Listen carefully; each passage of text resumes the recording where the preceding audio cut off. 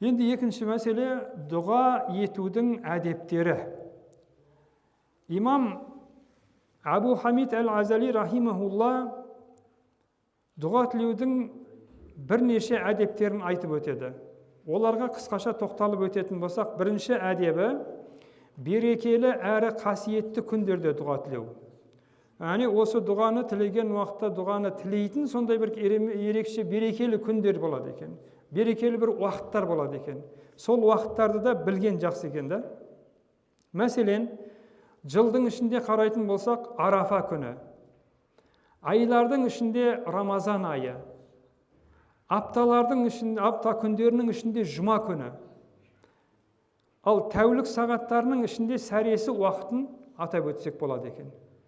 Сәресі уақыты. Бұл сәресі деген уақытта тек қана Рамазан айындағы сәресі ішетін уақытты айтып тұрған жоқ. Жалпы жыл бойында сол сәресінің уақытысында тұрып, ол деген памдат намазынан бұрынырақ, памдат намазының уақытысы кірместен бұрынырақ тұрып, дәретіңізді алып, келіп отырып, қолыңызды жайып тұрып, Алладан дұға тілейтін болсаңыз, бұл дұғаның қабыл болатын бір уақыты болып есептелінеді екен.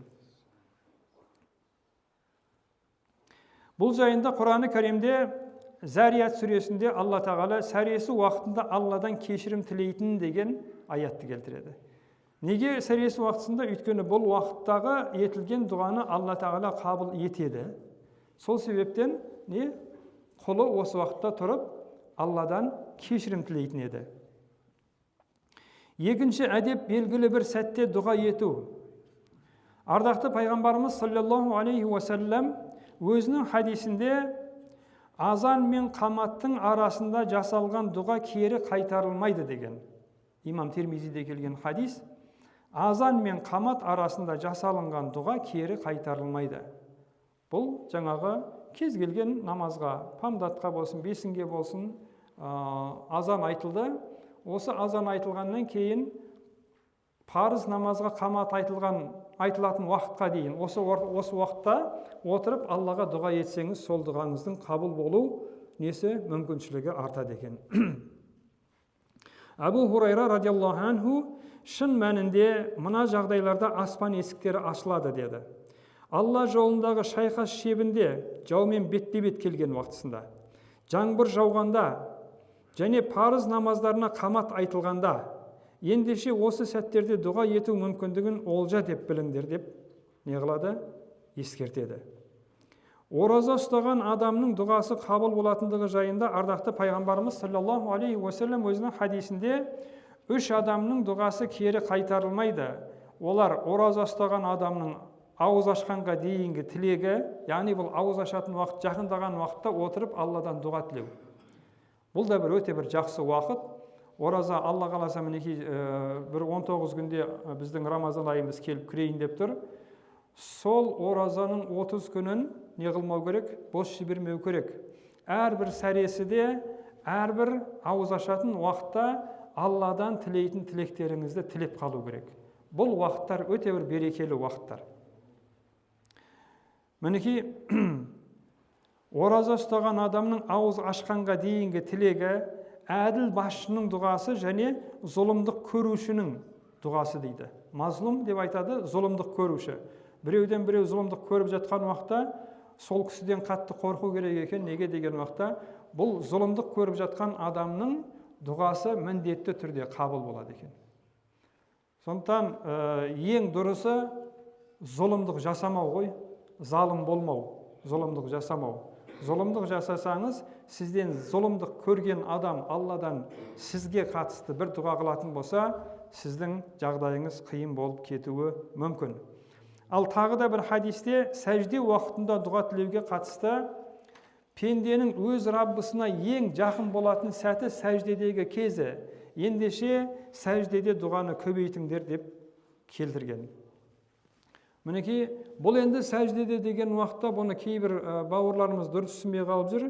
Бұл мынау жаңағы жамағатпен намаз оқып жатқан кезде ондай уақытта емес. Ол өзіңіз нәпіл намаз оқисыз ғой. Сол нәпіл намаз оқыған уақытта осы сәждеде көбірек дұға қылғаныңыз жақсы болады. Бірақ жамағатпен намаз оқып жатқан уақытта жамағатты күттіріп қойып өзіңіз сәждеде жатуыңыз ол болмайды. Әрине жамағат сізді күтпейді, бірақ сіздің намазыңызда нұқсан пайда болады. Жамағатпенен намаз оқыған уақытта жамағатқа, имамға ілесу керек. Имамға ілесіп отыру бұл намаздың дұрыстығына себеп болады. Үшінші әдебі құбылаға қарап дұға ету және бет сипау. Жәбир ибн Абдулла радиаллаху анху, Алла елшісі саллаллаху алейхи уассалам Арафада тұрғанда құбылаға бет түзеді де күн батқанға дейін тоқтаусыз дұға етті деп риуаят етеді. Хазірет Омар радиаллаху анху, Алла елшісі саллаллаху алейхи уассалам дұғада қолын жайған болса, оларды бетіне сипамайынша төмен түсірмейтін еді деген сөзді айтады. Хакім Абай атамыз өзінің 38-ші қара сөзінде құбылаға қарай бет бұрудың мәні мен мағынасы турасында былай деп айтады.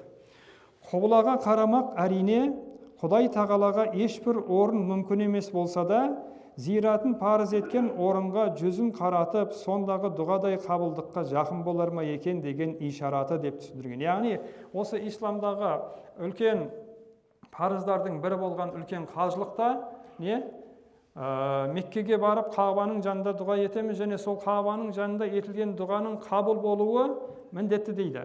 Бұл өте жаңағы дұға қабыл болатын орын дейді. Енді Абай атамыз айтып жатыр, біздің құбылаға қарап отырып дұға қылуымыздағы мақсатымыз не дейді? Құбылаға қарап отырып дұға етуіміз ең болмағанда сол Меккеде қабыл болғандай қылып Алла тағала осы дұғамды қабыл етсе екен деген әдебі. Құбылаға қарап тұрып дұға ету деген осыдан келіп шығып жатыр дейді. Төртінші әдеп Алладан шынайы тілеп, мейірімділігінен үміт етіп сұрау. Алла тағала қасиетті Құраны Кәримде расында олар, яғни Закария жұбайы және ұлдары Яхия жақсылық жасауда бір-бірімен асыға жарысатын, сондай-ақ рахымымыздан үміт еткен әрі қаһарымыздан қорыққан күйде бізге жалбарынатын деген аятты келтіреді Анбия сүресінде. Ардақты пайғамбарымыз саллаллаху алейхи уассалам өзінің хадисінде Алла тағала бір пендесін жақсы көрсе, оның жалбарынған, дұға еткен дауысын есту үшін оған сынақ береді дейді. Қараңыздар, мінекей мынау адамның басына бір сынақ келген уақытта адам ол үшін қатты таусылмау керек. Және осы уақытта, сол сынақ келген уақытта Аллаға бір артық сөз айтып қоюға болмайды. Өйткені мынау хадисте Алланың елшісі саллаллаху алейхи уассалам мынандай нәрсені айтып тұр. Бір пендесін жақсы көрсе деп тұр да. Бір пендесін жақсы көрсе, оның жалбарынған, дұға еткен дауысын есту үшін, қараңыз, жаңағы жақсы көріп тұрған бір құлының дауысын есту үшін, я Раббым деп оған қол жайғанын көру үшін не істейді дейді, оған сынақ береді дейді. Бізге Алладан сынақтың келуі, ол Алла тағаланың бізге деген махаббатының көрінісі екен да. Бұл нәрсені де ұмытпау керек. Сол үшін адам басына бір қиындық келгенде, мусибат келгенде сабыр етсін дейтіні осыдан екен. Әрине ол нәрсе иманы кәміл болған адамдарға жеңіл, иманды онша түсінбей жатқан адамдар үшін ол ауыр. Бірақ адам осыған ұмтылу керек. Басына мусибат келгенде, басына сынақ келгенде «Әлхамдулиллах» деп айта алатындай жағдайда болу керек. Өзімізде сондай жағдай болды, бір мынау кішкене басымыз ауыратыны бар. Сол бір жолы қатты басым ауырып, былай қыламын, жаңағы ешқандай мүмкін емес. Содан кейін не істедім? Кішкене жаттым да «Әлхамдулиллах, я Раббана Карим» деп осылай жаттым. Сенесіз ба? 1 минут жатқан жоқпын мен. Бірнеше секундтың ішінде басымды сындырып бар жатқан ауру тоқтады. Ол неден? Алланың сол бастың ауруын жібергеніне шүкір айтқан, мадақ айтқаны үшін деп қабылдаймын да мен ол нәрсені. Алла тағала сізге бір мусибат жіберген уақытта Аллаға «Әлхамдулиллах» деп айта білу, бұл Аллаға шынайы кәміл иманның, мен кәміл иманмын деп тұрған жоқпын. Бірақ иманның белгісі болады ол. Қаншалықты өзіңіздің Аллаға деген иманыңызды білесіз, қаншалықты сізде сондай иманның бар екенін көргіңіз келеді, сіз басыңызға сынақ келген кезде өзіңізді сырттай бір бақылап көріңіз. Бұл не болады? Бұл да Алла тағаланың сізге берген жақсылығы. Бірде Хазірет Омар радиаллаху анху пайғамбарымыздың саллаллаху алейхи уассалам қабірін зиярат етеді. Қабірдің қасында бір бәдәуи дұға етіп тұр екен дейді. Оны көріп артында тұрып дұғасын тыңдайды. Сонда әлгі бәдәуи: "Уа Раббым, бұл сенің сүйіктің, мен де сенің құлыңмын, шайтан дұшпаның. Егер мені кешірсең, сүйіктің қуанады, құлың табысқа жетеді, дұшпаның қайғырады. Егер мені кешірмесең, сүйіктің қайғырады, дұшпаның қуанады, құлың құрдымға кетеді. Уа Раббым, сен сүйіктіңді ренжітуден, дұшпаныңды қуандырудан, құлыңды құрдымға ұшыратудан артық жомартсың. Уа Раббым, арабтар арасында текті адамдар қайтыс болғанда қабірінің басында құлын азат ету дәстүрі бар. Міне барша ғаламның мырзасы қайтыс болды, қабірі басында мені тозақтан азат ет деп жалбарынып жатқанын естиді. Қараңыз, қандай керемет дұға жасап жатыр да. Омар радиаллаху анху осы нәрсені артынан келіп тыңдап тұрып, еңкілдеп тұрып жылаған екен.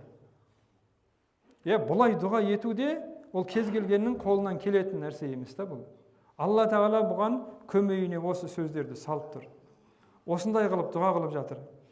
Сөйтіп, жаңағы Омар радиаллаху анху еңкілдеп жылап жатқан уақытта әлгі бәдәуи: "Уа момындардың әміршісі, сен де жылап жатырсың ба?" деп таңғалды дейді. Ол өзінің керемет сондай дұға жасап жатқанын ойлап тұрған жоқ. Ол Омар радиаллаху анхудың соның дұғасына жылап жатқанын қарап тұр да. Неге сен жылап жатырсың, түсінбей жатыр да. Бұл нені білдіреді? Негізінде кейбір уақыттарда арамызда жүрген кейбір адамдарды біз не қыламыз? Менсінбейміз. Қойшы соны дейміз де, ол да бір жүрген әшейін біреу ғой деп қоямыз. Бірақ сол адамның қадір қасиеті Алланың қасында бізден әлде қайда биік тұруы мүмкін да. Міне пайғамбарымыз саллаллаху алейхи уассаламның ақиық сахабаларынан болған Омар радиаллаху анху осындай нәрсені көрсетіп тұр да бізге. Бәдәуи, ол анау жаңағы құмда, шөлде мал бағып жүрген адам. Бұл бүйтіп білімнен, мәдениеттен, ондай нәрседен кішкене аулақтау жүрген адамдар да. Анау далада. Бірақ Алла қаласа сол біз менсінбей жүрген малшы, қойшы, сиыршы, жылқышының ішінен сондай бір адамдарды шығарып қояды, біз солардың дұғасына мұқтаж болып қалады екенбіз да. Тағы да бір әдеп нақты сұрау екен. Оның қабыл болатынына кәміл сену және шынайы үміт ету. Бізде көбінесе қазір үлкен осындай бір қателік бар. Құдайдан осындай нәрсені сұрап едім, берем екен, бермейм екен деп менен келіп сұрайды адамдар да. Субханалла. Олай дұға етпейді негізінде. Сіз әлемдердің Раббысы өте жомарт, өте бай сондай заттан сұрап жатырсыз да. Ол сондай зат қолын жайып дұға еткен уақытта оның қолын қорық қайтаруға, мынау сұраған нәрсесін бермеуге ұялатын зат та. Мінекей одан сұрап жатқан уақытта сұраушыда ешқандай бір күмән болмау керек екен да. Мен осыны сұрадым, берем екен, бермес пе екен, көрейік, тәуекел деп қоямыз ғой. Олай емес екен да. Нақты береді. Алла естуші, Алла беруші, жомарт. Ол еш уақытта бермей қою мүмкін емес. Сенім болу керек адамда. Және ардақты пайғамбарымыз саллаллаху алейхи уассалам: егер қайсы біріңіз дұға ететін болса, тілегін нық сеніммен, нақты шешіммен сұрасын деген екен да. Тілегін нық сеніммен, нақты шешіммен сұрасын дейді. Және Раббым, егер қаласаң маған бер деп айтпасын дейді да. Қараңыз. Раббысынан сұраған уақытта, егер осыны қаласаң бер, қаламасаң бермей ақ қой деген нәрсе, бір досыңа келіп, бауырым, маған осындай көмек керек болып тұр, егер бере алатын болсаң бер, бермейтін болсаң бермей ақ қой деген нәрсе сияқты болмау керек екен да. Сіз Раббыңыздың жәрдеміне шынайы мұқтаж екеніңізді көрсетіп талап етуіңіз керек. Раббым, маған осыны бер. Егер қаласаң бер емес. Одан кейін Алла тағала ол нәрсені береді екен. 6-шы әдебі дұғаны 3 реттен қайталап сұрау және табандылық таныту. Осы сұрап жатқан нәрсені әрбір дұғаңызды, әрбір сұрайтын нәрсеңізді 3 мәртеден қайталау. Пайғамбарымыз саллаллаху алейхи уассалам солай сұраған екен да. Пайғамбар саллаллаху алейхи уассалам Раббысына дұға еткен уақытта міндетті түрде 3 мәрте қайталайды екен. Қайсы бірің дұға еттім, бірақ дұғам қабыл болмады деп асығыстық танытса, тілеген дұғасы, асығыстық танытпаса, тілеген дұғасы қабыл болады дейді. Я, мен Алладан сұрап едім, бермеді деген нәрсені айтпасын деп жатыр да Пайғамбар саллаллаху алейхи уассалам. Не дейді? Асығыстық танытпайтын болса, ол адам міндетті түрде сол дұғасына жетеді. Білеміз ғой, бәлкім Алла тағала бізге мынау дүниеде сұрап жатқан нәрсемізді бермеуі мүмкін, бірақ оның хикметі бар, түбінде сыр бар. Ол бізге мынау дүниеден гөрі ақиретімізде көбірек керек болып тұрған нәрсе болады. Сол үшін бізге бұл дүниеде, өткінші дүниеде сол нәрсені бермей қойып, ақиретке қалдырып қоюы мүмкін. Оның қайырын білуші Алла субханаху ва тағала. Ибн Масуд радиаллаху анху айтады, Алла елшісі саллаллаху алейхи уассалам дұға етсе 3 рет қайталап дұға ететін, егер бір нәрсе сұраса 3 рет қайталап сұрайтын еді деген. Олы Алла тағаланы ұлықтаумен, зікірмен бастау. Дұғаны сұраған уақытта міндетті түрде Алланы зікір етіп, одан кейін бар пайғамбар саллаллаху алейхи уассаламға салауат айтып, содан кейін барып дұғасын сұрап, одан кейін қайтадан Алланың елшісі саллаллаху алейхи уассаламға салауат айтып, Алланы зікір етіп барып бітірген жақсы екен да. Мынау кейбір кезде үлкен кісілерге бата бер десек, үлкен кісілер Раббана атина фид дуния жаттап алғанда қысқа ғана дұға ғой. Раббана атина фид дуния хасанатан ва фил ахирати хасанатан ва қина азабан нар. Аллаху акбар дей салады. Бұл негіз дұрыс емес та. Асықпау керек дұға жасаған уақытта. Және әдебін сақтау керек. Алхамдулиллахи раббил аламин. Вассалату вассаламу аля расулина Мухаммадин ва аля алихи ва асхабихи аджмаин. Қаласаңыз осы салауатты 3 мәрте қайталап айтыңыз. Содан кейін барып Раббыңыздан сұрайтын нәрсеңізді сұраңыз. Одан кейін барып қайтадан Аллахумма салли аля саййидина Мухаммадин ва аля алихи ва асхабихи аджмаин. Алхамдулиллахи раббил аламин. Мінекей Алла субханаху ва тағала пайғамбар саллаллаху алейхи уассаламға айтылған салауатты міндетті түрде қабыл етеді дейді. Сол себептен енді осы 2 салауаттың ортасындағы айтылған дұғаны да сол 2 салауаттан бірге не істейді дейді? Қабыл етеді дейді. Соның үшін Алладан сұраған уақытта міндетті түрде басында, соңында Алланың елшісіне саллаллаху алейхи уассалам дұға етіңдер деген екен. Және 9-шы әдебі бұл ішкі әдеп дейді. Дұғаның қабыл болуының негізгі өзегі ол күнәларға тәубе ету, кісі ақысын қайтару және бүкіл болмысыңмен, зор ынта жігеріңмен Алла тағалаға бет бұру. Осы нәрселер дұғаның қабыл болуы себептерінің бірнешеуі болып есептелінеді деген. Яғни Алладан дұға тілейтін адам іштейде не қылу керек? Тазару керек. Біреудің ақысын жеген болсаңыз, ақысын қайтарыңыз. Күнәлар жасаған күнәларыңыз үшін Аллаға тәубе етіңіз әуелі. Содан кейін барып отырып Алладан не қылыңыз? Дұға сұраңыз. Және Алладан дұға сұраудағы тағы да ең бір керекті нәрсе кигеніңіз, ішкеніңіз, жегеніңіз, тапқаныңыз адалдан болуы. Осы нәрселердің адалдан болмауы сіздің дұғаңыздың қабыл болмауының бірден бір себебі болады. Соның үшін арамнан дүние жинамау. Ол не? Арам болған нәрселерді сатпау, оларды таратпау, кісі ақысын жемеу, ұрлық жасамау. Осы нәрселер. Осындай нәрселерді жасап жүрген болсаңыз, сіздің дұғаңыз қабыл болмайды, Алла сақтасын. Алла тағала бұл харам болған нәрседен не қылмайды? Қабыл етпейді.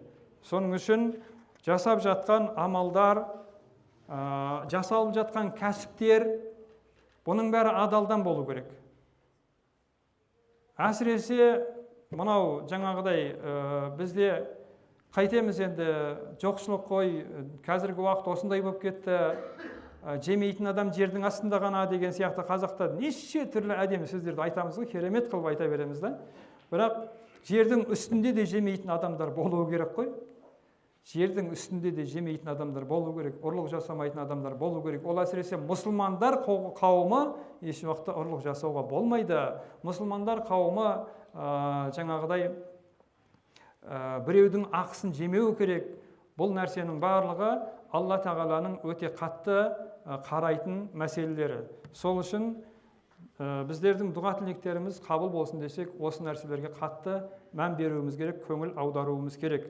وآخر دعوانا أن الحمد لله رب العالمين والصلاة والسلام على رسولنا محمد وعلى آله وأصحابه أجمعين برحمتك يا أرحم الراحمين.